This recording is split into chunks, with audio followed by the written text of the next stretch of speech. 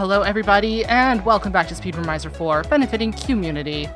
Thank you so much, Bradderfield. As he said, I am Pacific, I use she, her pronouns, and I'm going to be your host for our next amazing run. It's going to be an any % run of Crisis Core Final Fantasy VII Reunion by Mr. Ddraig. We are just getting that run set up for you right now. It's going to be ready for you any minute, so don't go anywhere. It's going to be amazing, just like all of these incredible runs we've seen so far today on this second day of Speedromizer 4. It has been a great weekend so far, hasn't it? Thank you all so much for coming and supporting this really fun and unique speedrunning event, supporting such an important cause like QMUNITY. QMUNITY has been built by and for queer, trans, and two-spirit communities since 1979. Today, their leadership continues to create and build an organization that supports everyone within two-spirit and LGBTQIA+ communities across British Columbia through support, connection, and leadership. And now we have a sponsored message for you all.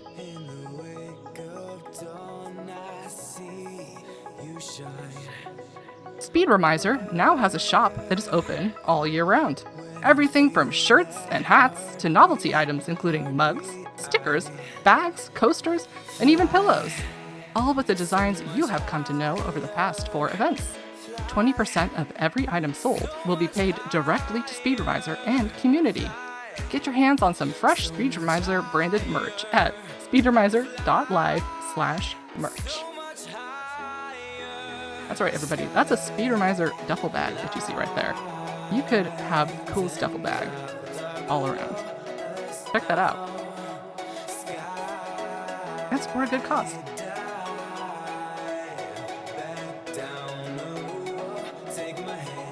Once again, we are getting that Crisis Core run set up for you. It'll be ready any moment now. And if you're wondering what we are, this is Speedromizer. We are a charity marathon with a twist. What you submit is not what you run. Accepted runners are randomly assigned a game from someone else, and they have 90 days to learn their respective game.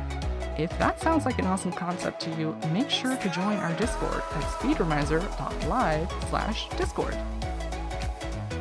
And if you'd like to help with future events, we open volunteer applications before our events.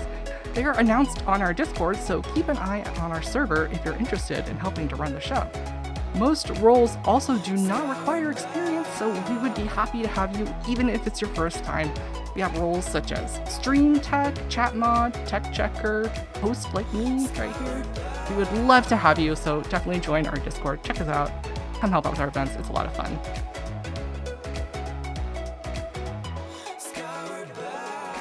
All right, everybody.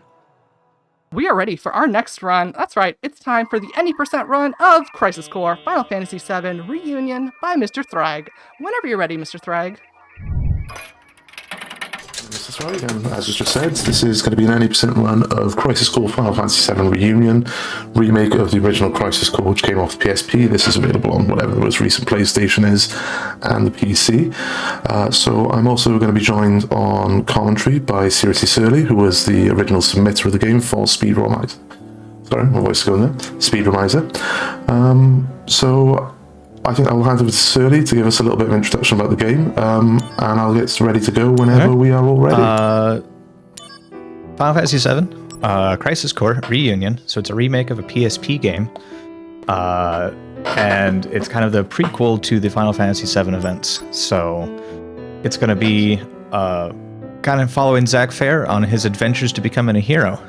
But we'll kind of explain some more of the story as it happens here. So whenever you're ready.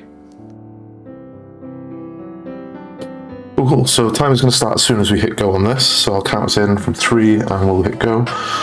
And we're going to be straight into skipping some cutscenes, and I'll let Surly explain why we're going to be doing a lot of that.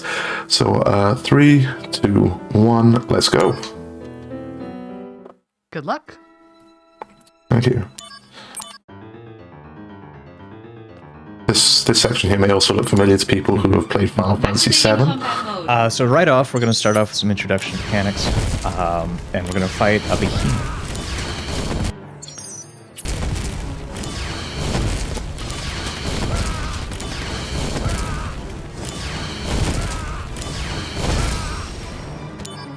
Conflict resolved. Yeah. Jumping the gun with that balls there. So in the intro bit, this is very much a tutorial, so we're getting access to materia that we're not going to get access to for quite a while in the game. But this fight is pretty well scripted, so we're going to get behind the behemoth here. This is an action RPG, so it intends for you to like move around the zone and use a mixture of your materia abilities and attacks. And so behind enemies, there's an arc for critical damage, and in front of enemies it tends to be more dangerous. So we're going to see us go around to the back end of most enemies as often as we possibly can.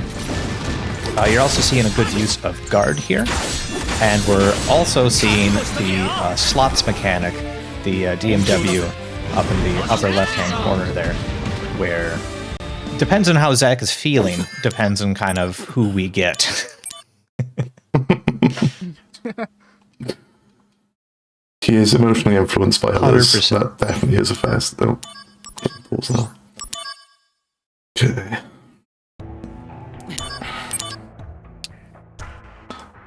So another thing, for anyone who is familiar with Final Fantasy VII, where Shinra Corp are the bad guys, in this one, we are currently the the good guys. Yep. Yep.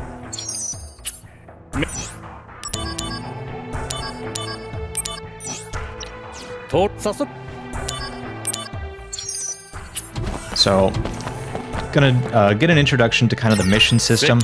This game is quite large, and we're only gonna see the main story bits of it. It's largely a glitchless run, so it's just pretty much execution and learning. But there is, what, 10 chapters, each with 6 Activating combat mode. mini stories of side mission content that we're really not going to get into. So there is a lot of great side mission content in this if people are interested and want to go through it. And in particular, there is a like proper end game boss, which is seriously challenging. Oh, So, yes, seriously challenging.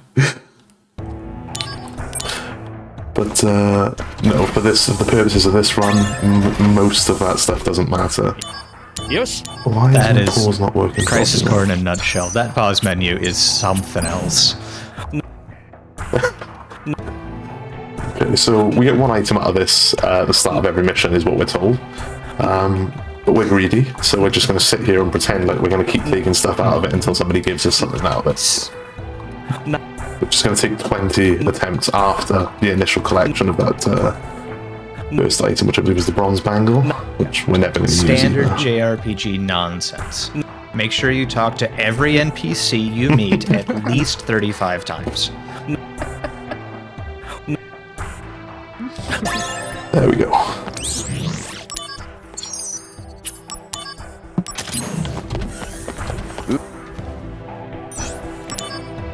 But now we get sent off on our very first story mission. We're headed to Wutai. For those of you who are deep in the lore and remember that Yuffie exists, this is where Yuffie's from. And you also remember that it doesn't exist so well anymore in Final Fantasy VII. We might have a clue as to why that is. Keep watching, you might find out. Activating combat mode. Oh, I've gone the wrong way on this one. Yep. I wanted to go this side, and I didn't. It's hard to keep your left and right straight. Sometimes it is difficult to remember which wall I'm supposed to be hugging because we spend a lot of time hugging. There are encounter mechanics in this game. So some of the enemies you can see, and some of them you can't. It depends the area that you're in. A lot of the areas that you can't see the enemies, by hugging the walls, we can skip a large portion of the encounters. So that's kind of nifty. Us smashing our face into a wall may look like we're running poorly, but no, that's speed tech. Activating combat mode. Yep. Ooh, good open.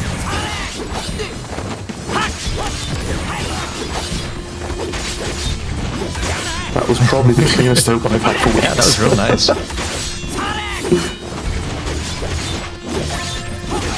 So one of the things with a lot of the combat in this game is where you start your moves can make a huge difference to how successful they are in a sense, particularly if you're looking to do it fast. So, like, wiping out a whole group of enemies relatively quickly isn't too bad. As long as you start in the right place with the right attacks, because they will start moving around very quickly. Activating combat mode. I pressed the wrong button. That was not such a good fight. Conflict resolved. But you will find there's a lot of these. There's so many small little errors that you can make in fights that, to be honest, the guys who are in world record contention deserve some sort of medal for their consistency, because it's wild. Like, I would place myself as like a average to like subpar runner. I have a PB around like a 112. World record's like a 105 right now or something. Maybe we made the 104s. And that last 7 minutes Activating is combat mode. upsettingly tight to achieve. The final sequence of this game is absolutely wild. It's like the level that it raises those final 3 bosses compared to everything that comes before is just like the wild is the only word. But honestly, the first 2 bosses aren't anything to stare at either. Ifrit and spoilers are going to really influence how runs go. Like, if you get a clean Ifrit, you're on good pace. Then if you get a clean second idol on it, it's also. Activating combat mode. Then you have your worries are done until the final 3 fights. Do not expect to see a clean Ifrit in this. I'm thrilled every time I get one, and it's like 50%. Oh, like Ifrit and like Bahamut is one I find you just have to grind out the whole fight to learn it. But Ifrit is it's all about the mood Ifrit is in. It's a firm script, but if about you it. take one like input press wrong, suddenly you gotta make it all up. It's so slow. Conflict resolved.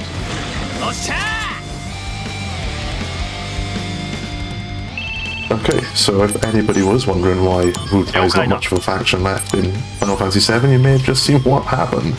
Yep. Our protagonist may or may not have just eliminated the entire castle guard.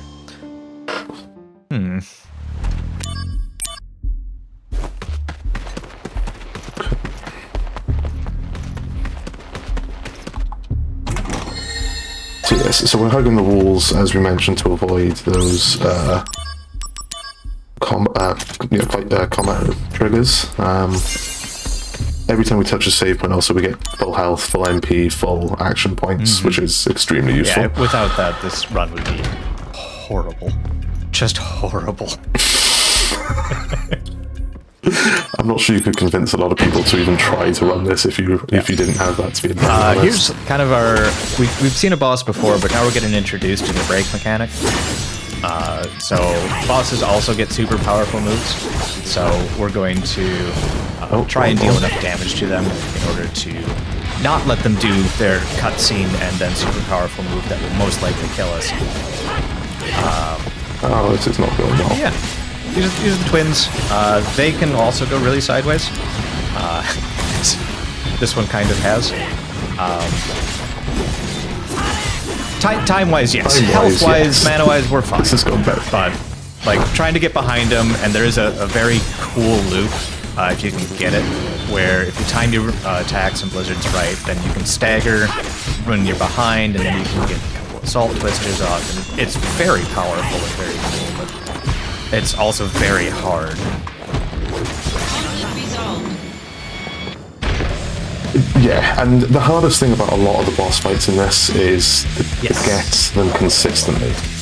Because you are going boss fight to boss fight to boss fight for large portions of this game, and to just keep hitting them consistently is incredible. I really do have so much respect for the guys who mined out this game. Activating combat mode. It was also wild in how quick this route came together. Like, the game came out, I think, around this time last year. and within like 3 months, the route was pretty well in the same state it is now. There's been some optimizations to things like Ifrit and the later fights, and a little bit of materia routing, but the gist of it hasn't moved, which is super cool. Yes, because I oh, yeah, by all means, go ahead. Sorry to break in. We have a $10 donation from Happy Camper with a comment saying, conflict, quote, resolved. Rip soul soldiers. And I have a bit of an update there. They donated $10 towards the Kirby Block Ball Show True Ending target. So now that's at $52 out of the $250 needs. So just under $200 left to go for that true ending target. So good job, everybody. We're making our way towards that list to going. And then other news as well, because you can put your donation towards both the target and the poll. So we have a new contender in the Resident Evil 3 Choose the Outfit poll. Right now, Disco's ahead with $97. Star is in second place with $35, but that $10 just put Biker in third place. So we have a new contender up there. If you want to choose the outfit for Resident Evil 3, we still also have casual and elegant as an option as well. So that is going to be our run that is closing out the night, which I believe we have a runner in chat here. Yeah, I may or may not be doing that later. Yeah, that's right. Surly is going to be running Resident Evil 3 later today. Is there an outfit that you want to see? Outfit of choice for me is casual, but I will let the poll decide. So put your money in. There's still time. We have 2 more runs after this run, so there's still time if you want to try to affect that choice right there. And then for anyone also who may be watching from the US, just a heads up that the Tiltify campaign is in Canadian dollars. So for every Canadian dollar you donate, you're actually only spending about 73 cents. So your donation's going to go a little bit farther than you think it might. So you might be able to affect that poll a little bit more than you think you can.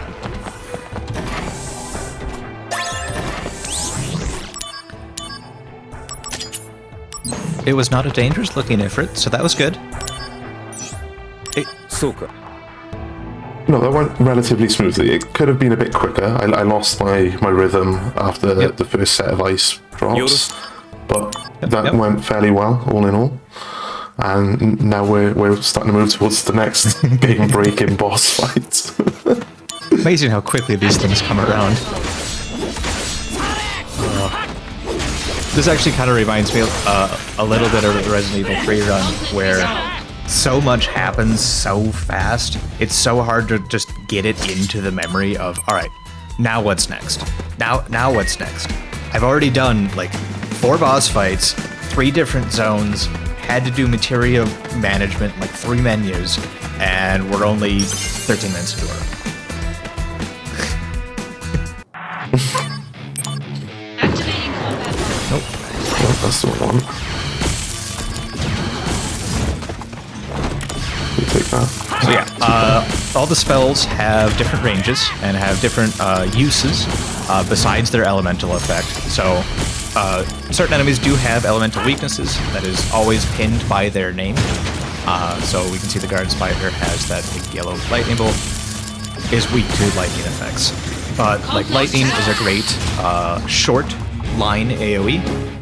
Blizzard is a single point long range spell, and then fire is a medium range single, eventually upgraded into multi-target spell. And then there's all the other materia effects, like you've seen Blizzard Blade already, you've seen Assault Twister. Activating We're going to see all the variants So- of that. Yeah.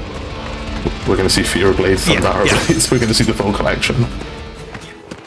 So we imbue our sword with the other elemental effects, and then I won't spoil the best thing, but let's just say if you enjoy Freya from Final Fantasy IX or a certain class in Final Fantasy XIV that likes to decorate the floor, you'll be happy.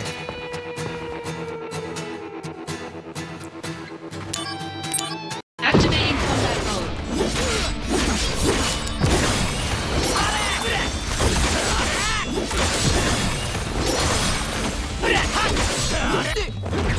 Yo, they're the worst. Conflict resolved. Really? They're just the worst.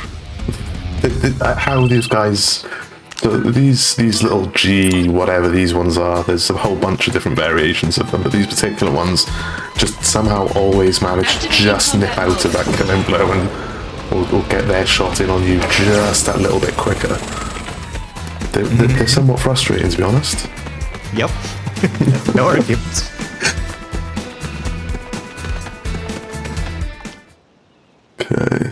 Okay. So we're going to get a brief glimpse of Genesis, who almost all of these enemies are clones of. Activating combat mode. It's not what I wanted. At least you cast a spell. That was nice of him. Didn't just come up behind you and stab you. Conflict resolved. That was... yes, yeah. So Blizzard's one of those attacks that is sort of great when those enemies use it against you, because it's impossible not to see coming, which is an incredibly convenient thing to have. And this fight, Activating combat mode. yeah, good luck. This one has caused me so much heartache over the runs. It's so hard to do fast. Oh no. So where enemies spawn in is predetermined, but where they go immediately after their action, immediately after spawning, is random. So there are little tiny tips and tricks you can try to do to manipulate those AIs. Like if you are close, they're going to more often opt for a melee attack. If you are further away, they're more often to opt for a spell attack. But these aren't guarantees. Oh Conflict no. resolved. There we go. It was that not overall, bad. I would say, wasn't bad. You know, I'm not aiming to get a world record here, so that was a pretty decent thing, because those guys can really wander It's a around that big map if you let space, them. and they love to run away. And then charge at you and stun you, and then run away again. That pretty much sums up a lot of the smaller enemies in this game, doesn't it?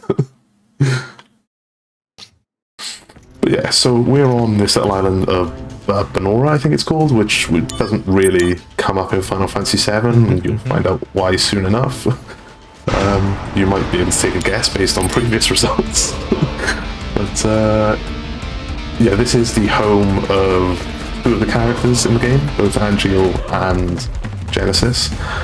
Genesis being one of the big bads, or the big bad, really. Okay, I'm sorry, I just remembered this section, so I'm going to go quiet for a second. I'm going to let Surly We're explain going to be what's going on here. smacking missile shells with a sword. We're going to do this 9-ish times. There is a reward at the end. Don't go for 10. It's an We're going for extra 10. tech spots. It's faster to do 9. But if you want to do 10, go for 10. That's fine. It's a fair point. It is a fair point. It is Money. that we don't need. Money. And we're going to Mr. Krabs on screen for me. It's all about the money. Get that 500 gil. So we're just going to let this one Yep. straight in the face. So if you haven't noticed, we're pretty That's sturdy. because- This is still the Final Fantasy VII universe. We are a soldier for Shinra, and are one of the early soldiers. Not the earliest, though. We're, I think, second generation. I forget my story entirely. I believe so, yes. So, yeah, there's been a little bit of Mako enhancement. There's been a little bit of imbuing with mystical nonsense, but we're hardy. We'll just No, wrong attack. So this is Bahamut. This is a struggle of a fight. That's gonna hurt. Yep. Probably better just heal up.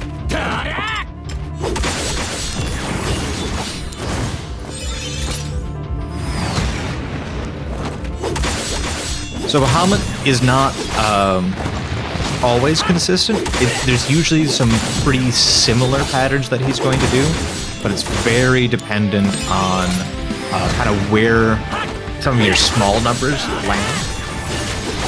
So you'll notice that all the numbers are, pretty close together, but there is always a range to the damage that's being dealt.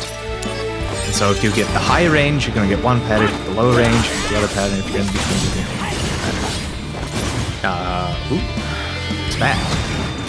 You caught up nicely on damage.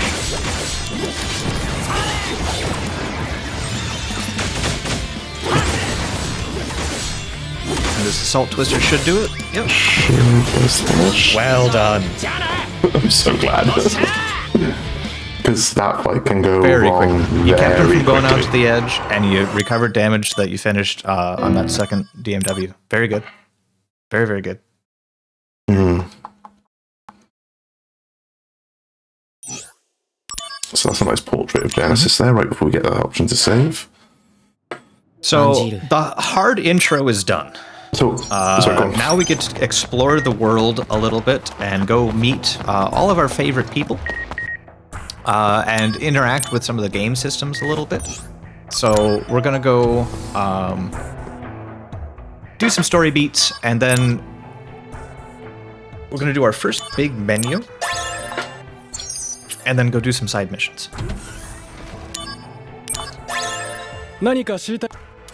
So I don't know so with this so there's a guide on the speedrun page which has use these this combination of X, Y, and Z.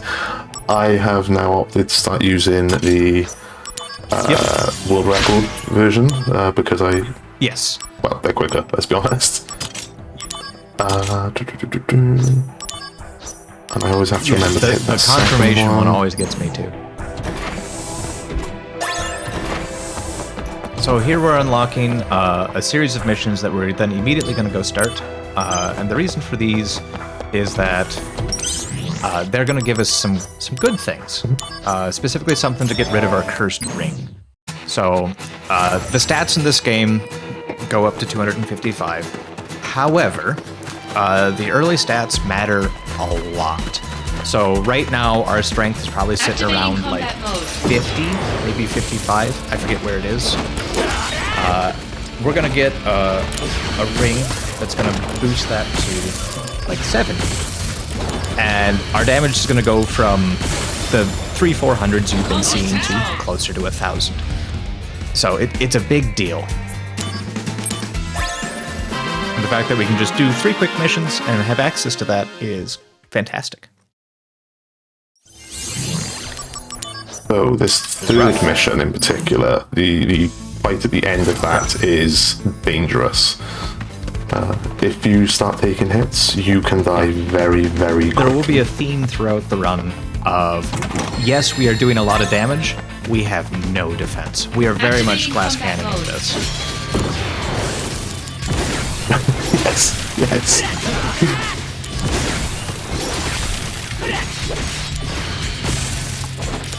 Almost. Oh my word. Nice. Conflict resolved. Like, it was like every time, so I'm trying to line them up is what I'm going to do. But when I launch the lightning, I'll hit multiple enemies. But my timing was just slightly off, so they kept moving just as I was launching it. That's fun. And, that's fun. Good luck. The missions are ranked on kind of a star scale, 1 to 10 stars, and they're basically the difficulties to try and help you understand of, all right, I was able to breeze through a 3-star mission, let's try a 4-star, that one went a little rougher, 5 stars probably going to be a bit too much. We just jumped from 1 to 3, and we just got access to like materia Activating combat mode. fusions, so we are as weak as it gets. We're base level because we turned off our DMW, which is how we level. Talk more about that when we get into the next fight. So we're effectively level 1 with pretty much base stats, and we're gonna hop into a mission for later. No. Oh, I got lucky there. But you got through, no death. It's good. Alright, cool. It's good. Yes. One of the nice things about this game is it does have a very robust autosave system.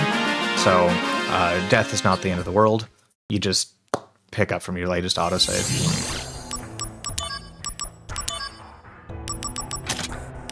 So. Why did I forget to do Our attack's way lower than I that? thought. Awesome. So yeah, our attack is 39.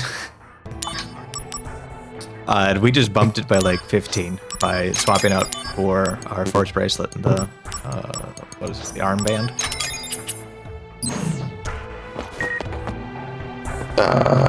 So Diamond power thingy, wrist and yeah. diamonds thing we take off. We put Yeah. on cursed So- ring is what we take off. So the cursed ring gave us, as you said, a nice bump in the stats to start us off, but it does nothing for us getting So now better. that we've taken that off, we have access to our DMW again, which is the slots in the upper left. So there's the portraits. There's also below the portraits numbers, and every time the numbers hit 777, you level up. There is experience behind the scenes that's happening, and since we've had our DMW turned off all this time, it has basically a big buffer of you should be leveling.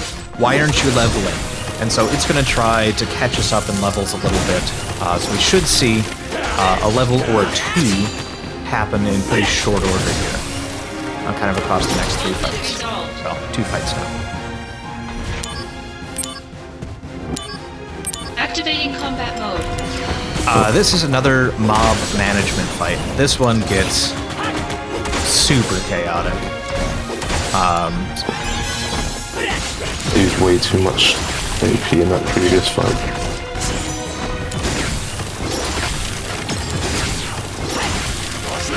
And there are certain DMWs we do like to take. So every character has their own effect. Some of them are single target, some of them are multi-target. Some of them do multi-hit and are very cool. Yeah, it can be a benefit. Often we're not going to use them.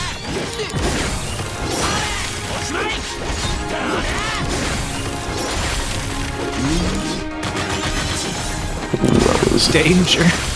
borderline. Honestly, might be worth the push assault, but not anymore. Alright, that's Conflict resolved. really scary. It's fine. It's fine. Played that one a bit on the wire there. Made it.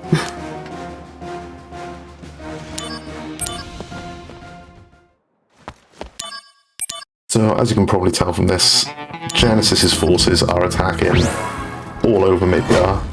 We have just met and are teaming up with the Turks. And the Turk that we've never seen before in Final Fantasy VII is Cisne. Nope, definitely not a character.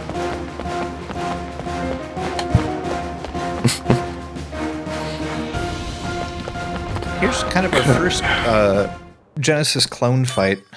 Activating combat We'll mode. see more iterations of this, but they all kind of follow the same pattern.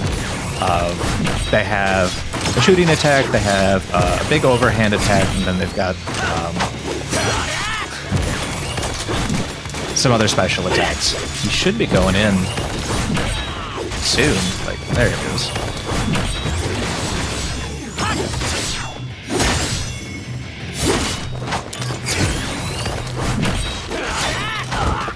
That's good. Yep.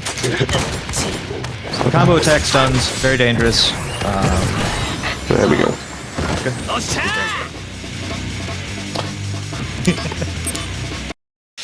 So, yeah, a lot of these fights are a relief to get finished in some ways. Especially as the game continues to progress. Like, we're about to hit our strongest we're going to be in the game relative to anything we're fighting. This menu is extremely important. If we didn't have this power up here, this run would be a lot worse. But we get access to a number of good materia that are going to carry us into a little bit better materia, which will carry us into the material we're going to use for the rest of, well, almost the rest of the game, in pretty short order. But again, we're maximizing attack with our stats. So we're not getting any more health, we're not getting any more defense. So we're still just as squishy, we're just hoping to kill things even faster.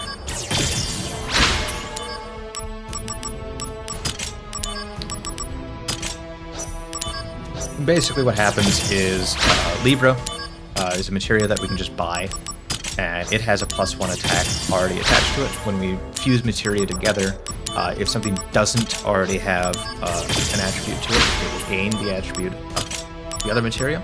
If it does, then whichever is higher will supersede.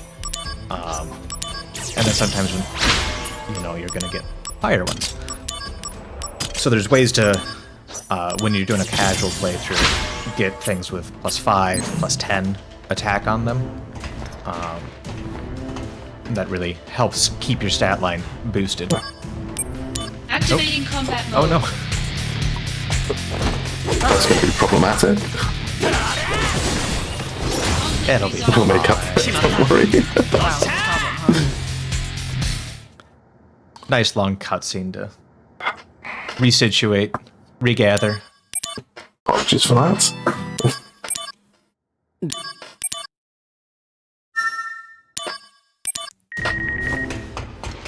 So this whole section is basically running away the video game.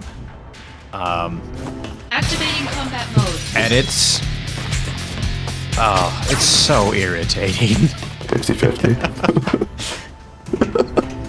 The RNG, so like we talked about a little bit before, when enemies spawn in, Activating combat mode. there's a certain number of things that they can do, and it kind of depends on random chance as to what they're going to do.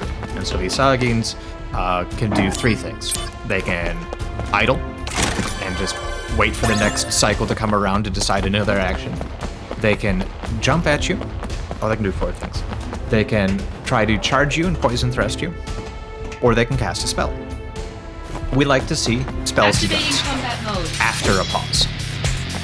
If we don't see that, then we're taking damage. Pretty much always. We can only take so much damage before we die. RPG.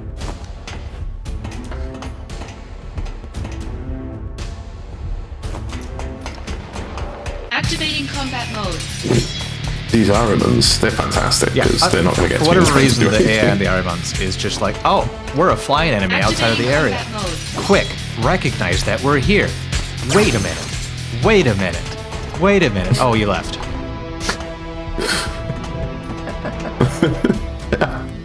Yeah, that's pretty accurate. Activating combat mode. Okay, this last one after this is one of the most frustrating ones. Yeah, this one, the other narrow one up at the top. Okay, that went well. This is a character people might recognize. Sephiroth from Kingdom Hearts 2. Or 1. See, I've always wondered, because I've never played those Well, he's games. in Olympus Coliseum. Like, so I've always wondered, why is this guy... He's one of the secret bosses.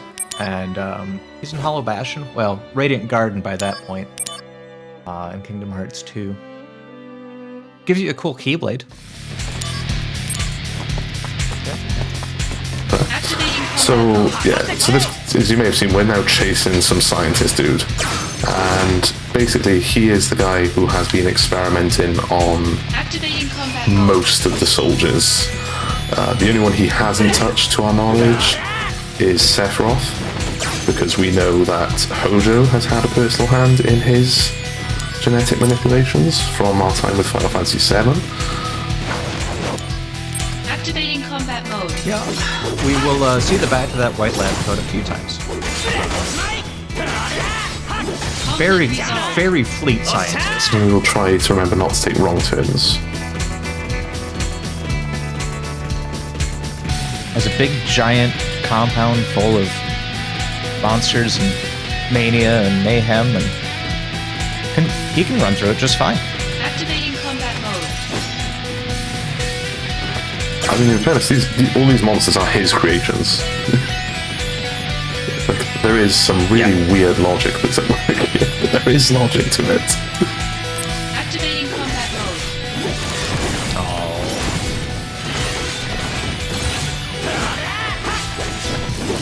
Like, so that jump is like the worst result we could have got from in there. Conflict resolved.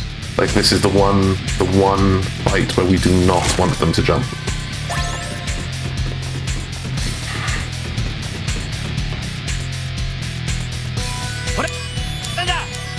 Yeah, that slight delay every time you go to skip a scene is... Ooh. So we picked up the materia jump, If you're like me, it's one of my favorite things to do in Final Fantasy series is to fly high in the air and land to do lots of damage. We're going to make use of that. Also swapping over to Thundara Blade, Darkfire Blade. So the things we're fighting in here, one of them is weak to thunder, so none of them are weak to fire. It just seems like a good trade. Jump has the added benefit of being not only a very good physical damaging move, it also gives you invulnerability frames. So anytime that you are in the animation to go up, as well as coming down, you can't take damage. It's very, very good. And it scales off of attack, which is what we've built our materia around. Really solid MGL. Show up there. That was a really, really very nicely timed MGL on the lottery rolls there. Very nicely timed. That last enemy is particularly susceptible to that attack.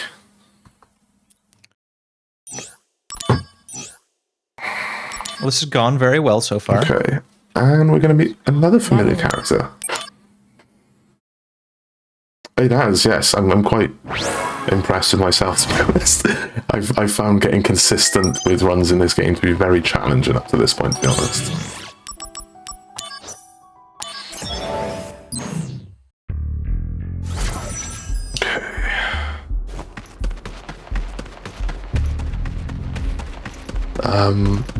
So also to add to that, I've also had a bit of difficulty finding some consistency because the last 3 to 4 weeks. Activating combat mode. What is this? I haven't been playing very much because I've actually been getting married and sorting out all the stuff for that. So, Oh my gosh, congratulations. oh, thank you. But it's one of those where, with regards to the game, it's been like, so things haven't gone But they are improved, but Yeah. it's like, yeah, and then it feels obviously like you've taken a break from the game that you didn't really deserve because you were, you know, plenty of time to keep grinding the fights out. But yeah, as you can see, jump is a bit of a game changer, especially for fighting someone like these clones, because one, you move to them a lot quicker, and two, That safety is so good. they are, yes, yeah, that's what you get from them. This one. So What you get from that we love protection jump so is much. huge. We're just going to make it better, and we're going to make high jump. So this is a pretty high level materia. Materias kind of go in flavors of strength, you know, kind of like standard Final Fantasy progression where you go fire, Fyra, Fyraga. Same is true for the physical attacking ones, so jump, high jump, and then it splits into a few variants. But it's a pretty high level materia and something we shouldn't really have access to this early in the game. So we But speedrunners are sick people, yeah. and they cannot help but break things. But we kind of needed it so we could deal with this thing. So if you didn't notice, coming in, this is, what, a 5-star mission? 6-star. It's up there. Yeah. 5 or 6. This thing, no joke, can two-shot us. Like, you get hit once, you're dead. You get stuck in the super EM field, you're dead. You get webbed, you're dead. Like... Yep. Yeah, pretty much. This guy is, don't get touched, just high jump in his just back. fight. Easy. Oh, thankfully we got the power wrist. I forgot to actually check as I was fighting. So if we don't get a power wrist from those 3 robots that we fought earlier, we need to get one later, and we use the cursor now, which is going to slow down sort of like us powering up across this section before we get there. Activating combat mode. Because there's a couple of chapters before we get, or a couple of bits of chapters before we get to there, where we can get another power wrist, basically, and the power wrist is what's giving us a nice jump to our attack on the item side of things. And as you can see, we are now hanging with I kind of want to say everyone's waifu because everyone always says that it is with Aerith, but I can't lie. I'm a Tifa fan. I can't help it. At the end of the day, Tifa spends 3 discs punching people in the face. Aerith does not. I'm sorry. It's a harsh judgment, but it is what it is. My favorite general Final Fantasy class, Monk, and she runs a bar. Like, I don't need to explain further. No, to be fair, I think you got that covered right there. So, some kid has just stolen our wallet. So we're going around asking all the locals if anybody knows or seen the kids. And they are super duper helpful to us. So unbelievably Bob helpful. Ross is the best. Like, I sort of want to show you this particular one. I don't know, I kind of love that lady we just spoken to because you literally see the kid running in the background and she's still like, nope, There's never no seen it, theft don't know what you're talking about.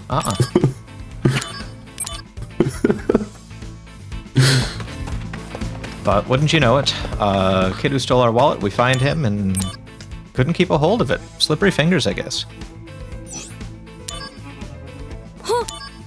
But it turns out he also stole our wallet.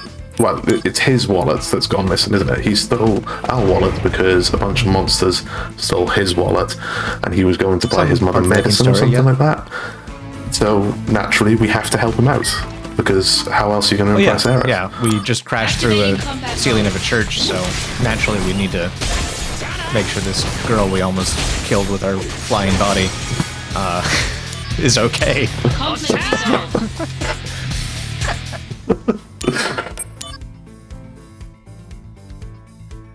Okay, so most of the chapters as well with Aerith are very, very limited on combat. Wait, where are we going now? Yep. This way, wrong way. Go talk to the shopkeeper. He's going to insert himself into your lives.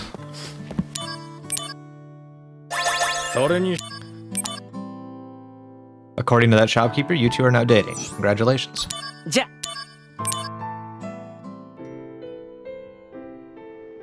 So one of my favorite bits with that whole sort of logic is coming up in a moment where we've just had a call telling us we need to get back to Shinra. So naturally the quickest way we could possibly get there is just to run all the way through the market, the trains, everything.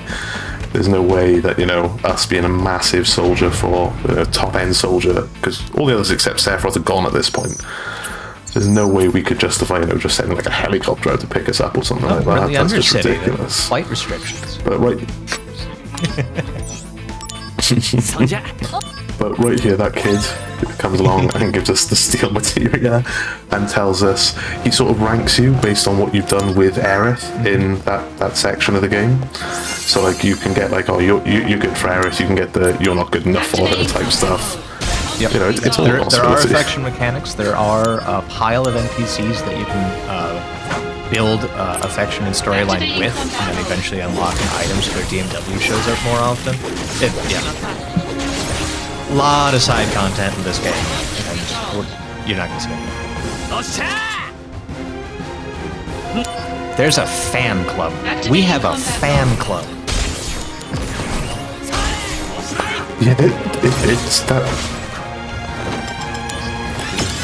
That's the one that still sort of gets me every time, is that there is this whole fan club and all of the individual soldiers have their own fan clubs as well. And like more than one of the side quests, but there's a whole... I pressed the wrong one. That's fine. Yeah. We'll make it work. Oh no. Oh.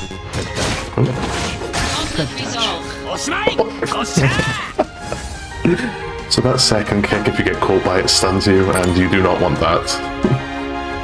But fortunately, I got a little bit lucky there, managed to dodge out of the way. Sephiroth cutting fools up, a little bit of that, because why not? Gotta go into one of my favorite boss fights because of how straightforward it is. Yep. It's not this one, it's the next one. I always forget that this screen There's exists. nothing here. There's 2 chests we don't pick up.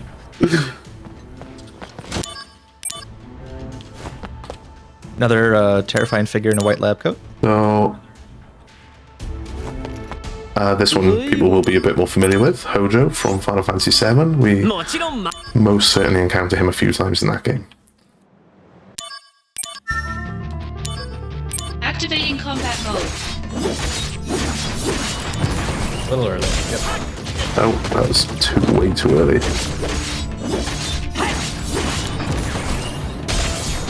That single claw attack is brutal to dodge. Come on, finish Aerith, you know? Conflict resolved. So I had a bit of poor luck with those dodges, but overall that wasn't horrific. There's nothing too bad about that. Because you go in, the boss is like giant and huge and terrifying, and clearly a beefed up version of Bahamut, and it's just so much easier than the original. It really helps that he does not move. I will say that. But yeah, like this guy, like you see it and you're just like, oh no, Bahamut again, and then you start fighting and you're like, oh, I like this Bahamut. Yeah, we'll fight you any day of the week. It's pretty straightforward. Helps obviously that we've got high jump, which is just a little bit more powerful than normal jump. Just a little bit. Just a little bit. So yet again here, we are off to visit Aerith because everyone has now declared that we are dating, so we've got to go and see her before we leave to go on our next mission. Make sure everything's going all right over there. Very important. And like I said, it's just the quickest thing we could possibly do is just run all the way there. There is no faster means of transport.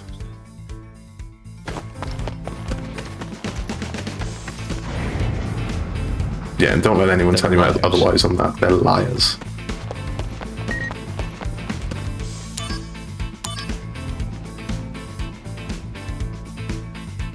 But we got to go from one fan favorite character to nasty helicopter crash into another fan favorite character.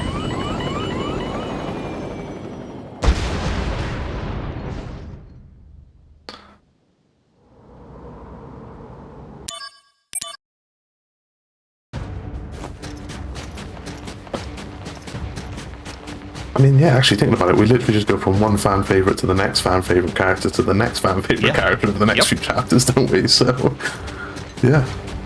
So if you're a fan of Final Fantasy VII, you're in for a treat because there are more coming. A tie-in prequel or something. What? No way. I'm also curious. Oh, what? Don't be like that. I'm also actually curious, so whether... I mean, I'm spoiler alert for anyone who hasn't played it, but Final Fantasy VII, the remake, sort of rewrites the story a little bit and decides that it's going to be... you know, I'm just going to say it because it's hot right now, but multiversal. It's going to be an alternative version of the same story. It's going to be sort of like if things went slightly different. And I'm sort of curious if there's going to be more to come for this side of things, like this introductory section, because well, I don't want to drop a massive spoiler, but somebody who dies in this turns out to be alive in that. So it's I'm very curious to see how that gets handled. So this section here, we're actually sneaking. This is Metal Gear Solid right now. That guy totally did not see us right next to him. He didn't see us at all, don't worry about it. For fans of the Yakuza games, Crisis Core is just another Yakuza game. It has all of the minigames. It is all of the genres. There's shmup sections, there's sneaking sections, there's combat, there's ridiculous side quests involving other little anthropomorphic critters. There's side quests involving helping small girls in extremely dangerous situations as they steal from you.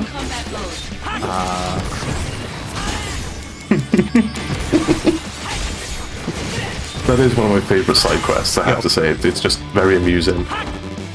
Oh, forgot to swipe across to the Soma before I'd started that. So yeah, it's got a little bit of something for everybody. I'm gonna have to go and try the Yakuza games now because I really do enjoy this game, and I've never played They come them. in So the two varieties. There's the action side that's a little more similar in feel to this, you know, where you zoom around. Much less fantasy. I'll just preface with that. It's much less fantasy. It's a much more grounded game. It's 10 times more ridiculous.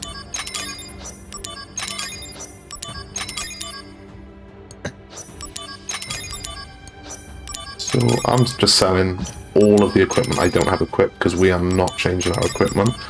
And it might not make a huge difference now, but it might if I forget something later in the game. So This should be right, Soma, potions. unless the menu really changed.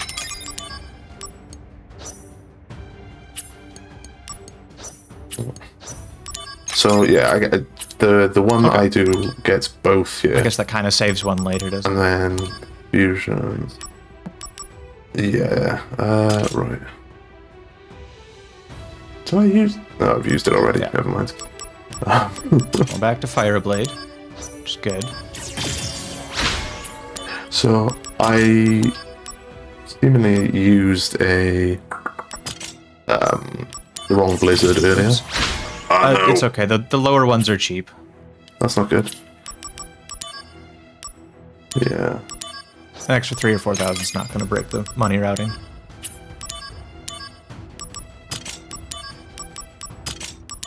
Okay. Yeah, you want that on barrier, right? Yes. So we want this barrier.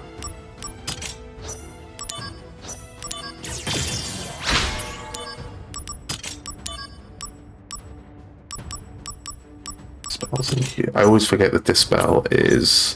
Yeah, it's Green a weird materia. spot for it. I always try to swipe over to yellow. Fire, barrier, and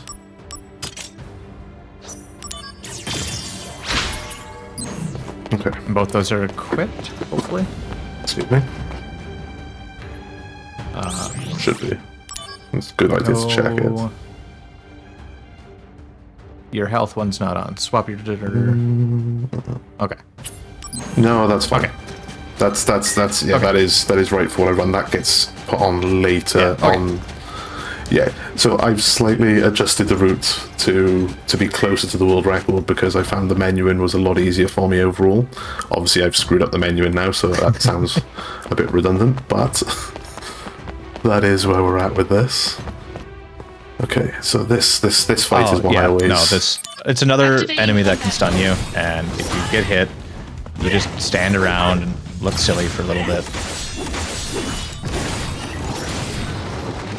But that went well. There we go. Conflict resolved. Yeah, I Come on. really don't like that encounter. Its hitbox is so weird. Yeah, that encounter is. It's one of those where you will miss it like 99 times out of 100, and then all of a sudden you start catching it every single time, and you cannot work out why. And I mean, I don't know if anybody in chat has speedrun or played a lot of Super Metroid Randomizer, for example. But with Super Metroid, there's a trick called Alcatraz, which is very much the same. You learn it, you're fine with it, you're never going to have any problems, and all of a sudden it's like you never learned it and you can't remember how to do it. And it's like, why are you doing this to me?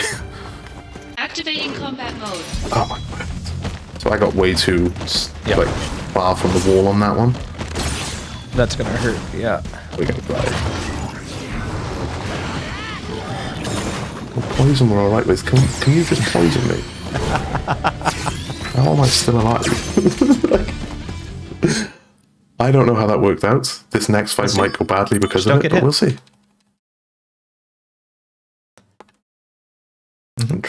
Interesting idea. It's easy, just don't take damage.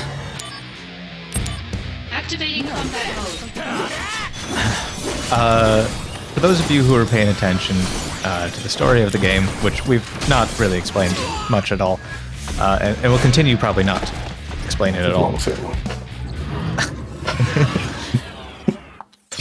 Yeah, That's Angeal. Activating combat Yeah, mode. just stare at that Centaurian thing and just come to terms with that used to be somebody. Come on!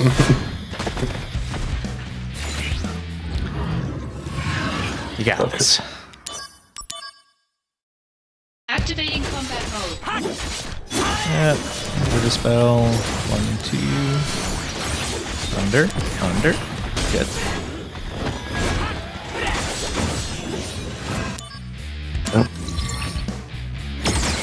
Good. Stay alive. Good. Nice. Alright.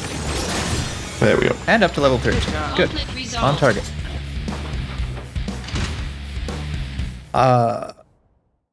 Yeah, so pretty much all of those deaths there were because I was hitting the wrong attack. The first time I didn't hit attacks before I hit high jump, and the second time I hit too many attacks before I hit high jump, which then messed up my dodge timing. So, and that's a good example right there of how fights in this game can very easily get away from you. That seems stressful, so it's time for the beach episode?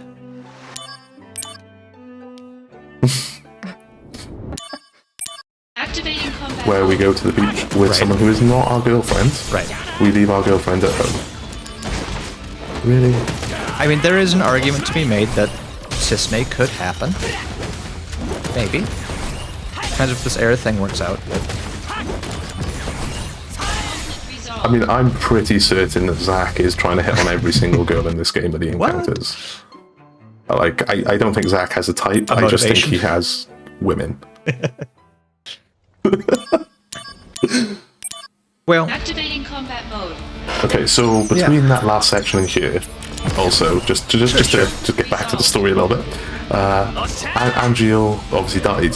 We killed the big whatever it was, Angeal, and we now have his Buster Sword, which unlocks a slightly more powerful battle stance for us as well, which we will start making use of fairly quickly because it does bump up the damage, guarantees crits. I believe. No, basically doubles the damage. not crits. Like, it's like the bonus Reduces damage events. by like 80% and then doubles Like, the there's damage. like- It's insane. Yeah, so there's like, when you'll notice that it goes orange, so there's like this combo bonus you can get, which we get automatically with the battle stance. But then on the flip side of things, we also get criticals on top of that, which is for hitting people from behind. So if you get good timing on some of the upcoming fights, you can just max out damage at this point, no problem. Being handed the Buster Sword here is our next power upgrade. We don't have to do anything, we just need to arrive. And it's huge. Yeah, we love it when Genesis runs away. It's so good. That was the best possible thing Genesis could have done for us there, and he obliged. So this is kind of our catch-up bridge, experience-wise. We're going to be spending Conflict resolved. a good while running back and forth on this bridge, fighting Genesis, and then watching a town get destroyed. But Activating combat mode. it's basically given our DMW some time to run. We're almost caught up in that backlogged experience that we've had, all because of that cursed ring. The game's also recognizing now that we are way underleveled, and is again trying to catch us up to where we're supposed to be. Which Activating combat mode. casually is probably going to be in like the mid-20s. Hello? I'm not entirely sure what happened there. He just wouldn't do anything until I tried to move. So sometimes Zach just doesn't want to do Doesn't what you listen tell so him good. to. It's an interesting mechanic.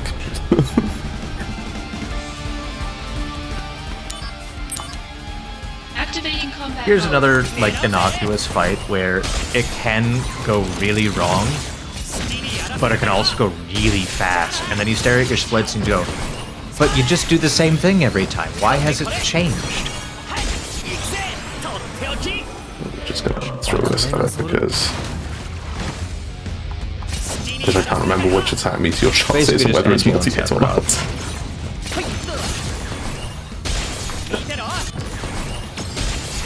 Right. And we would get Angeal right as he's about to die anyway. So Angela, when we triggered the clouds move, would have been fantastic, because that would have done a huge chunk of damage to it. But it was not to be. We're gonna stare at a minigame that we're not gonna interact with. So now's actually a great time if you've got anything to read. Yeah, definitely. I would love to let anyone who's just joined us know what you're watching right here. We are Speedromizer. We're a charity marathon with a twist. What you submit is not what you run. Accepted runners are randomly assigned a game from someone else and have 90 days to learn their respective game. If that sounds like an awesome concept to you, make sure to join our Discord at speedromizer.live/discord. And we are here benefiting an amazing charity, QMUNITY. QMUNITY is a province-wide resource center that delivers programs and services to anyone within the two-spirit, lesbian, gay, bisexual, transgender, queer, intersex, and asexual community in need of support and connection. Regardless of age, location, and circumstance, their organization is there to ensure queer, trans, and two-spirit people can find low-barrier access to mental health resources, peer support, information, referrals, and more. If you'd like to donate to QMUNITY, you can visit our Tiltify campaign at speedromizer.live/donate. You can also find the donate link below the stream. You can type !donate in the chat, and all of your donations are sent directly to QMUNITY. And then when you're donating, don't forget, we have some active targets and polls. We've got that Kirby's Block Ball Show the True Ending incentive, $250. We're at a little over $50, so we have a little under 200 left to go for that. Then we have the Kingdom Hearts 2 randomizer tomorrow, which we have a little under 200 left to go for that as well. Where our original submitter, which is actually Surly here, is going to race the runner if we meet that $250 goal. So if you want to see that turn into a race, which I think would be really fun, the original submitter racing the runner who picked this up 90 days ago for Kingdom Hearts 2 randomizer. Can recommend. With the added bonus of it's going to be a crit versus beginner race as well. So I have to play on extra special hard mode. It's, well, we're It's gotta be fair, right? I mean, you haven't been playing it for 90 days. That is an accurate statement. I have not played a rando in 90 days.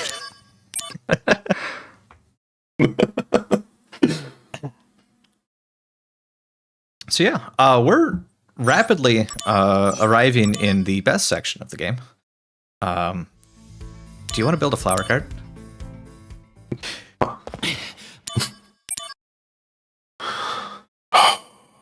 I would like to build a much nicer one than what we get in this, to be entirely honest.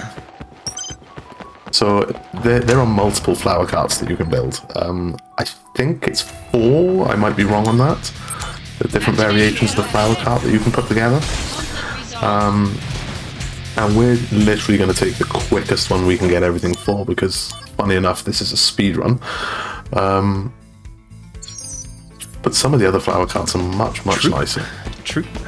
Much nicer. Yeah, the one I would like to build is the cute one, but unfortunately that one takes the longest.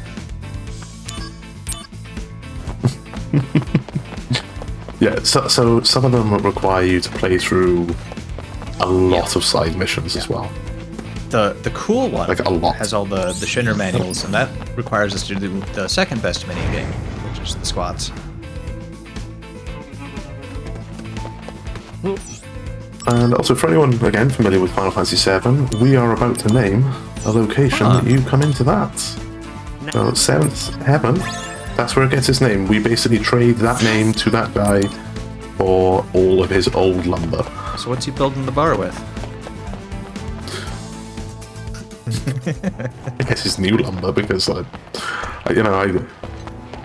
it's a strange trade, but we'll take it. Apparently that name is so good, that it was worth giving us all the lumber to make this flower cart with. And we'll take that deal. Why not? I'm pretty sure Zach could have just bought some nice lumber. Zach doesn't have money. Well, we did spend a lot of it on material. Not a professional soldier or anything. Hasn't just spent the last 2 years growing out his hair and doing squats at the beach. No.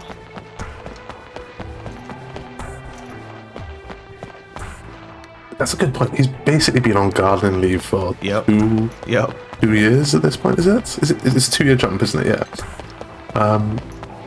Basically, they're like, we need to remove you from the situation. This is all getting a bit close. Yeah, you just killed your And mentor. Go home. Send him off, and basically, and yeah, and now here we are, putting together a flower cart because we've just come home and we've not got a mission yet.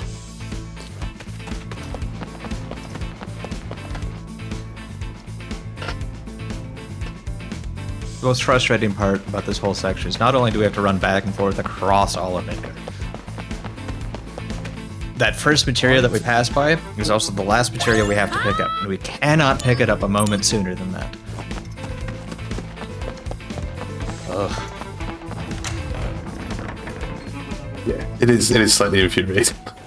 We do get to see Slightly. how delighted Aerith is with her new flower cart. おかえり So, いざ and I love that our pause menu lands right in the perfect frame for it too. Yeah, you gotta wait for it. Oh. Gotta wait for it.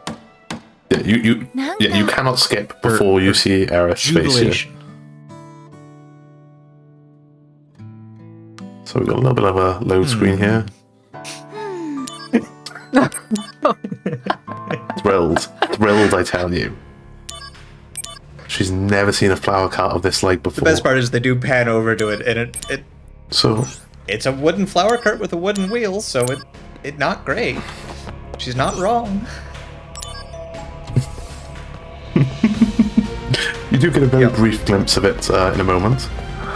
Because basically we've come back to base being told that we're going out on a mission, so we're going to run down and tell our girlfriend, who may or may not be our girlfriend, we've been gone for 2 years, who We've been knows, that we're going on a mission and we don't know when we'll be back. It's almost like the last time we did this, we ended up stranded on a mountain in the middle of nowhere. That is crazy. Absolute crazy. May have found ourselves a boyfriend in the meantime. Who knows? And so as you can see, a lot of this chapter is literally running back and forth between Shinra and the church.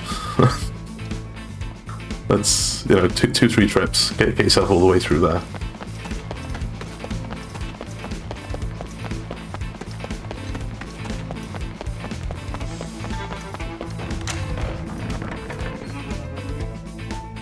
A little bit of cart on the right there, yeah. And I believe we also get a glimpse of it in this one of these next cutscenes. There we go. There's our little glimpse of the flower cart. You can't see any more than that. Top secret. Gonna need at least $1,000 in donations by the end of the run, and maybe we'll let you see it.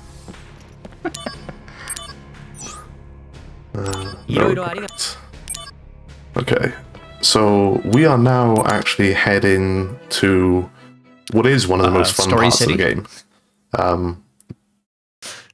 But also, it is the only part of the game that actually has major story implications at all for Final Fantasy as a whole, Final Fantasy VII universe as a whole, if you will. And basically, we're going to spend the start of this fanboying and chasing Kind of a big Sephiroth deal, around. that Sephiroth character.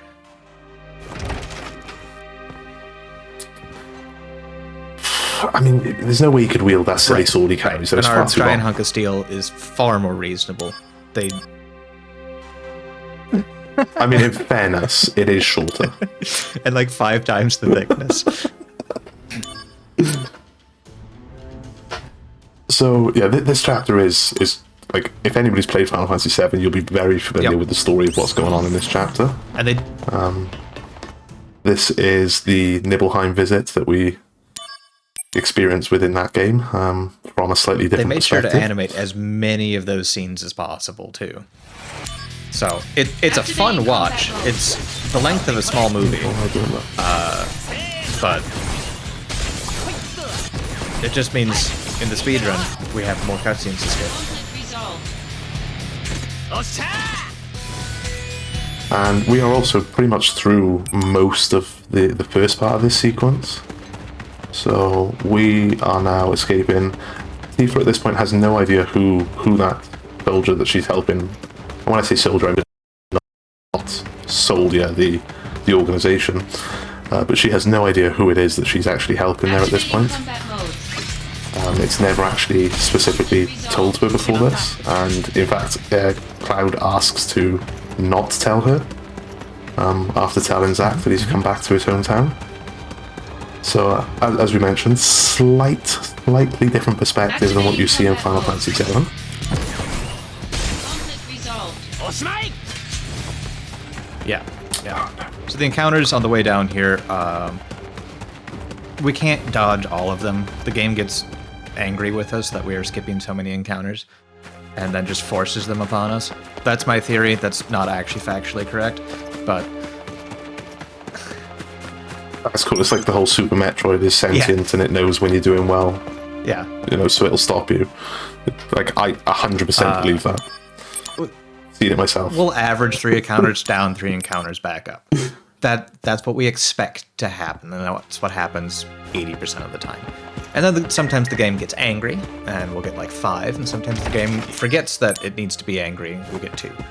But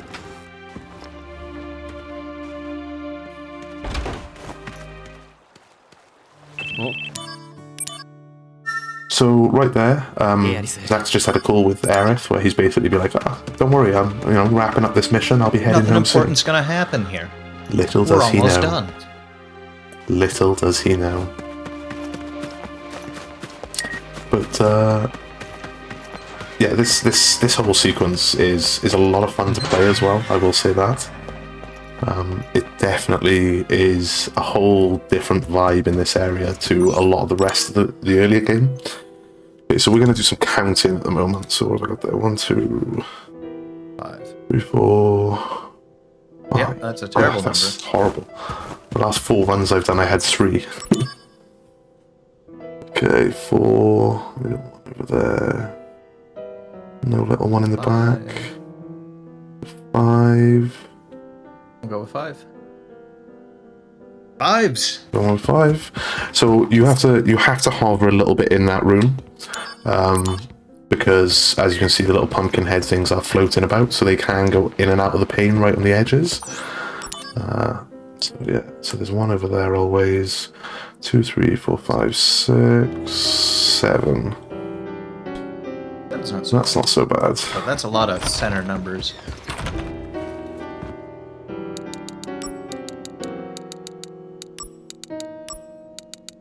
There's a 4th room that we don't look at because it's always 4, 5, or 6. So we just can brute force that and hope it's 4, and then sometimes be unlucky like this. It's 6. End up with 6.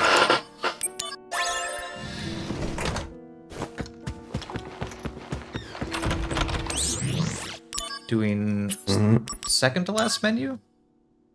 Wait, so I need to buy. Suppose Yeah. You're on a different So I path. need. Yeah, slightly different to what you'd normally see here. Okay, fusion. More attack with vital slash. Just, This is where our HP barrier is going to get equipped. And we're also going to dump don't those you 61 want to spell potions later? into it. Okay. No, not on this route. Like, I'm not sure what the logic in taking it out is, but it's the runs that I've done without it sort of make me wonder what the logic in keeping it is. It's strange, but it's just how it works, you know. I'm curious to see how your second to final boss goes. That'll be fun. That'll be new for me. Yeah, It's an always experience. It's an experience. Like, the good runs look great. The not so good runs are. Why aren't you going through the door? Yeah. So basically, Sephiroth now is here doing a bunch of research, and this might look familiar to everyone. It all burns. We're about to see a very familiar, or the start of a very familiar scene for people. Saw that one in Kingdom Hearts.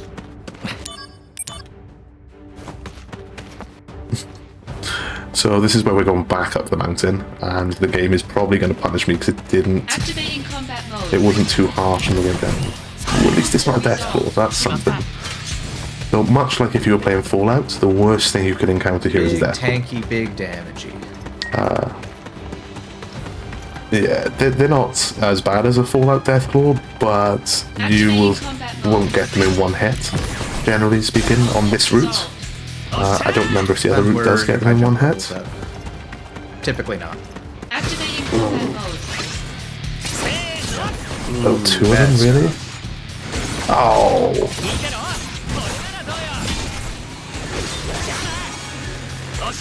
Conflict So I resolved. got caught by a stop there, as you probably noticed, and that was like the worst possible thing that could lived? happen to me. Okay, so second worst possible thing that could happen to me. But it is going to mean I've got to tap this save point, which I was hoping not to have to do. But we are about to re-enter Cutscene City. So I suppose if you've got anything to update us with, please go ahead and do that. Sure. I'd love to give everyone who may have just joined us again a quick reminder of why we're all here, that we're here benefiting QMUNITY. QMUNITY's priority is to ensure that they continue to show up for queer, trans, and two-spirit communities every day. They are leading with stability, continuity, and building trust. That is how they, as a community, can work towards a province where all two-spirit, lesbian, gay, bisexual, transgender, queer, intersexual, and asexual people can live free from harm and discrimination. And if you're having a great time with this event, and if you think it looks like a lot of fun, and if you want to help out with future events, we open volunteer applications before our events. So they're announced on our Discord, so keep an eye on our server. Feel free to join us on speedromizer.live/Discord. Most roles do not require experience, so we would be happy to have you even if it's your first time. So definitely check us out if you're interested in helping us run any future shows. We've got roles like Stream Tech, Chat Mod, Tech Checker, and Host. And of course, we've got some of those great targets and polls that are still open for y'all to put any of your donations towards. We've got the Kirby's Block Ball, and Show the True Ending, and Kingdom Hearts 2 Randomizer, where DJ Fatso is going to race Surly here if we meet our $250 goal. So get those donations in. Make sure to put them towards that target if you want to see that happen. Our deadline for that is in about just under 22 hours.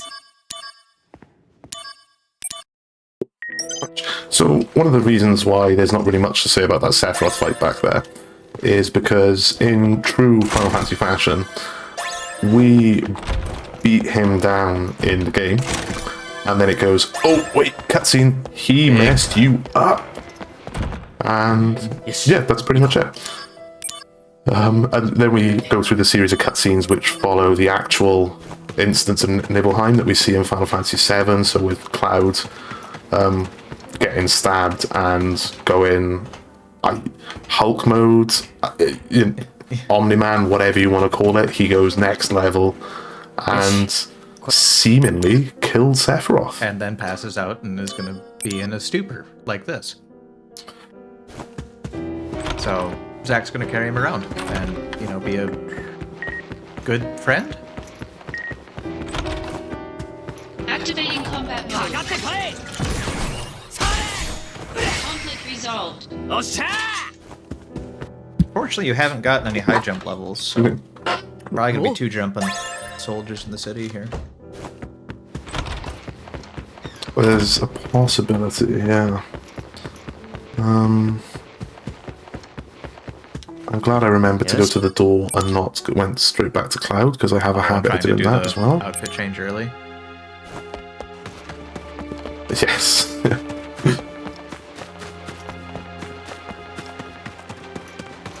Okay. So what? In case anyone's unsure what Zach is doing here, he is. Activating combat mode. Oh, nice. So he is basically making sure the zone is clear before we move Cloud any further. Conflict resolved. And now we're protecting Cloud from these G soldiers who are Activating trying combat to steal mode. him because Hojo wants him, basically. And that's it. That's the entire reason they're doing this. Hojo wants him. Hojo has say in Shinra, and that's that. Zack was just saved by him, so no, not gonna happen. Conflict resolved. And yeah, Zack's like, you've been a bro to me, I'm gonna be a bro to you. He's like, you know, Activating combat mode. you go to the wall for me, so I can call you whatever I want.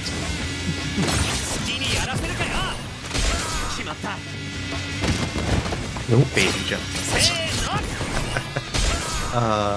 BMW never stopped. Conflict resolved. So the one thing that you do get though, actually, with the menus this way, you do get slightly higher attack. So it does make a bit of a difference there. Okay, so for some reason, after all Back in the of that, mansion.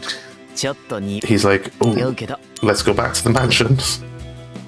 Oh, sorry, is it the mansion or is it the inn? Either way, he's like, yeah, let's go back there, let's play it safe.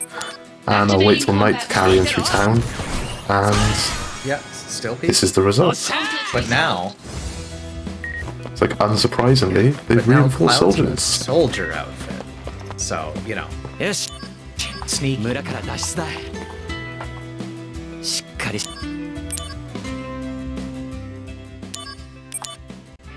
It's totally not the same outfit that you see him, you know, pretending to be a soldier in at the start of Final Fantasy VII Definitely either. Definitely not the same one. So we're just going to ignore all of these bots and hopefully not get an encounter. I mean, you don't enjoy the sniper elite section of the game?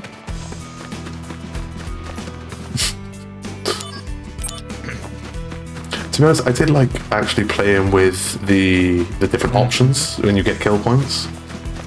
So like doing a couple of fights, doing the kill points and seeing what basically was more effective, like upping your accuracy, upping your damage, or throwing smart bombs at them.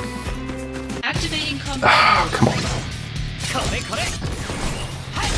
resolved. Like you know, as you can see, fighting any of these guys isn't hard at all. We just really don't want to have to waste our time with them. And I mean, canonically, we are trying to sneak out of town here with Cloud. So I Activating suppose we combat That mode. one what? gets tricky. This Resolved. that one feels like it was the game getting me because it didn't punish me on the mountain. True. Like, anybody who's spent any amount of time speedrunning will have a game where you have that experience with it. So where you're sort of like, you did that on purpose, didn't you? You know, so it's like, and you know, the game is not technically sentient, but you could be convinced.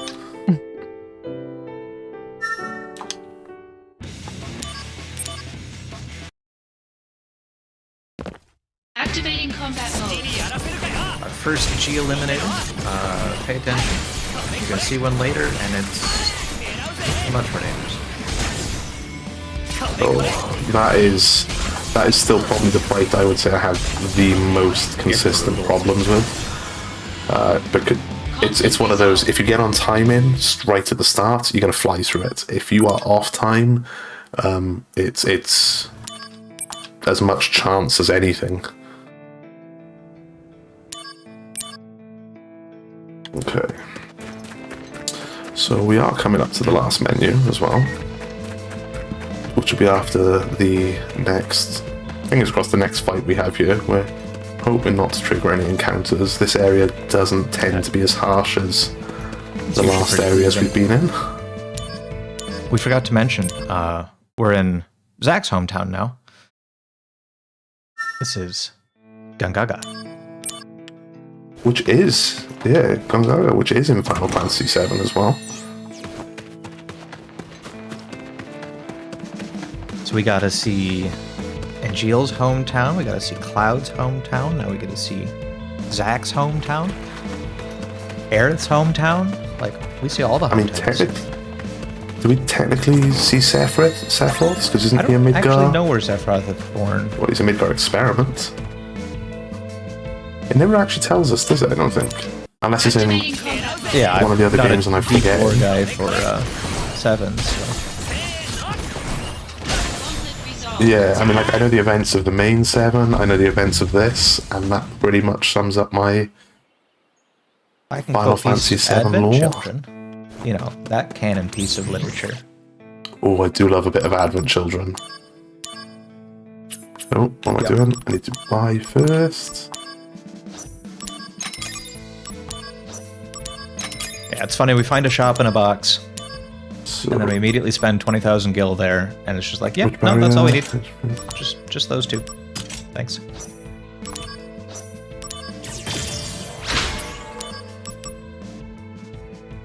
Yep. So, if you remember way back at the start of the game, we were using a move called Assault Twister. It's where we just spin our sword around in a circle a bunch. We just got the upgraded version of that, which is quite late in the chain. So it's kind of in the same, it's like the next tier above, like a half step above high jump in terms of where it is in the materia tree. So, like, in the route which I originally got from the guide that's on the speedrun.com page, you trade out your high jump here for Yes. that Assault Twister Plus, which can be rough. is, Activating combat mode. you know, that's fine. You've got to move before you can do anything on this guy, haven't you? Yeah, there are a few fights where things get a little goofy. And it forgets that you can have other abilities before move, and just expects you to move first. Nice and chill. Should be almost... Oh, it is done. Conflict resolved. Yeah, I knew that was either going to be a finish or it was going to be one hit left. So that's just half a health bar of a mini-boss, just boop. So that's a very easy, quotations here, even though my hands are under the desk on the controller. That's a very easy boss fight in the grand scheme of things. But there is one little weird thing about it where you cannot do anything at the start except move. You have to move before you can do any attack for some reason. And so that meant I forgot about that and didn't get off to the start that we wanted. But that Angeal limit break was basically the saving grace of that fight. We probably would have been spending a bit more time doing some Assault Twisters before we got any further. What? Final chapter of the game? We are in, yes, the final chapter. And I'll let Surly explain what we're doing here, because I have still it not sure I the know we what we're collect doing 7 items and shove them in a pedestal. Like, I legitimately played this casually. so And I never found out that there's an entire dungeon attached to this area. Like, it's like, oh, there's some jail cells over here. That's interesting. We'll come back to those. Like, wandered around a bit, found all the other chests, found the pedestal. It's like, oh, I wonder what that jail cell was all about. And went and finished the game.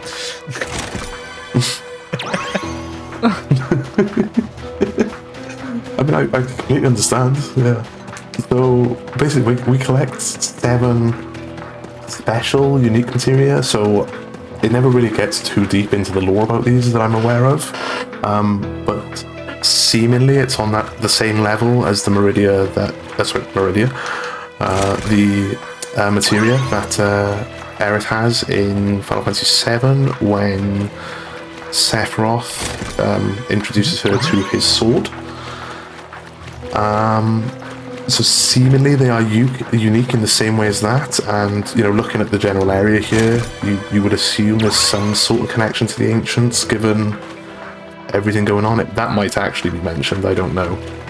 But yeah, we're going to collect these 7 materia, put them into a big thing, and they're basically a key. And they're going to introduce us to not very nice things. We are in the final 3 bosses of the game. And the last one's the easiest. It's still not free. But no encounters through there, so that was good. Okay. Yeah, no encounters is good. That means we don't have to touch the save point. We can just Yep. double tapping buttons by accident now. Okay. Activating combat mode.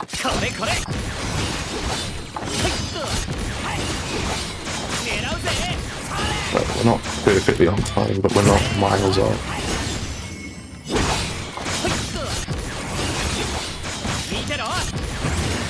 Nice. Very Yes. clean. Very wow. cool. Resolved.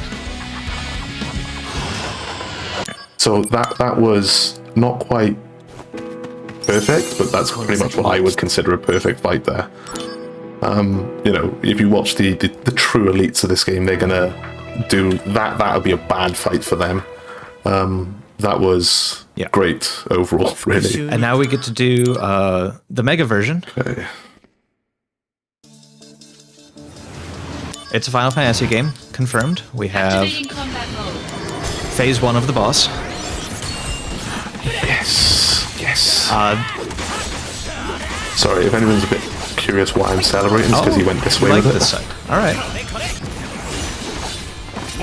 I don't always get criticals on the other side.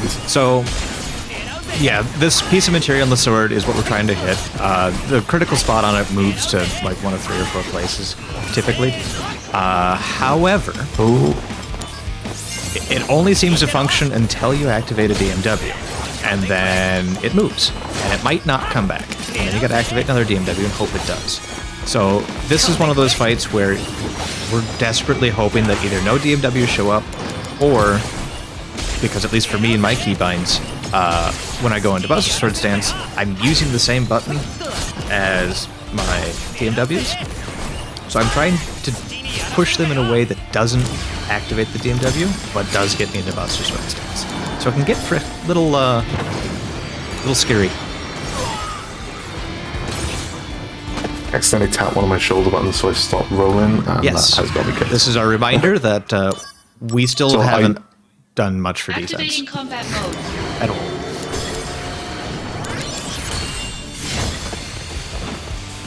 Yeah, so this side doesn't always like to 3 give AP, me... there you go. Yeah, 3 AP is a great get right here. So this fight is a struggle to balance between, all right, when do I need to heal? When do I need to kill ads? Who's attacking me when and where? And then when is this sword going up and down? Oh. And then keeping all of that kind of straight and not dying at the same time. It's hard to optimize.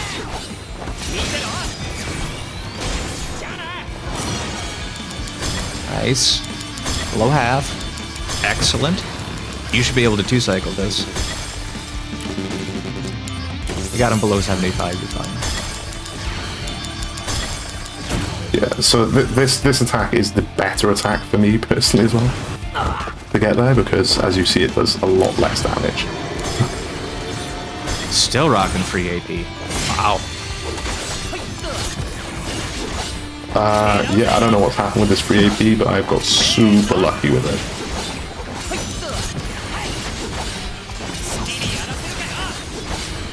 Yep.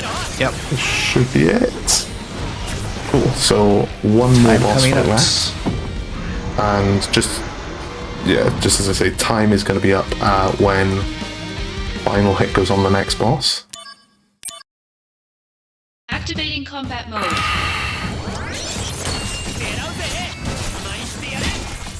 No. Press the wrong buttons again.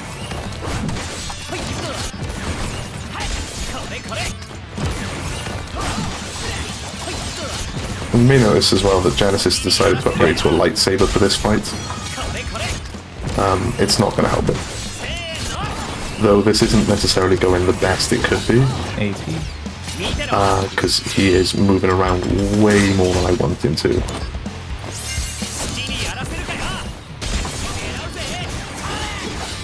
And There we are. We want to try and get him trapped in a corner like this, but I took a while to get it done, but that's fine.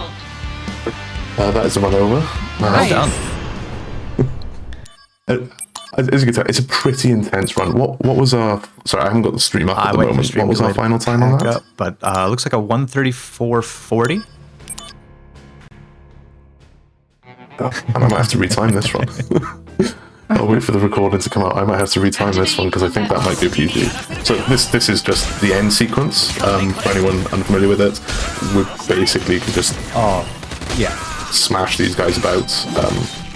I don't think they can kill us No, either. no, you can drop down to 1 health and you'll just stagger around. So, which is why we stopped time at Genesis. So, yeah, but again, thank you so much for having me again, guys. This is always a great run, great event. The last few years doing this have been so much fun for me. It's the only actual speedrun thing I've got going on at the moment because I just don't want to stop doing it, and I got a fantastic game this year. So again, thank you so much to Surly for submitting it because it's fantastic. Thank you to Fatso for starting this event. I've had a lot of fun getting to know you, dude. Thank you as well to George, and I'm sorry if I don't remember everyone else's name, the rest of the crew that have actually set up the running and everything of this. Thank you to Pacific for being our host throughout this. We've had a lot of fun. I've enjoyed listening to you get the little giggles as we've been going through with some of the randomness of this game. It's been great. And just very quickly before I go, so what we're actually seeing here is Zach losing all of his memories. As he basically, like, he's witnessing all those important moments of his life before he forgets them as he's going to die. But he does all of this so that they cannot get Cloud, who, as we know, is slightly more important to the main story than Zach actually is. But yeah, over to you, Pacific. Thank you very much for having me again, guys. It's been an absolute pleasure. Thank you to everyone for watching as well. Thank you so much, Mr. Ddraig, for that amazing run of that wonderful any percent run of Crisis Core Final Fantasy VII Reunion. Everybody, stick around because we've got even more action-packed Speedromizer runs coming up for you.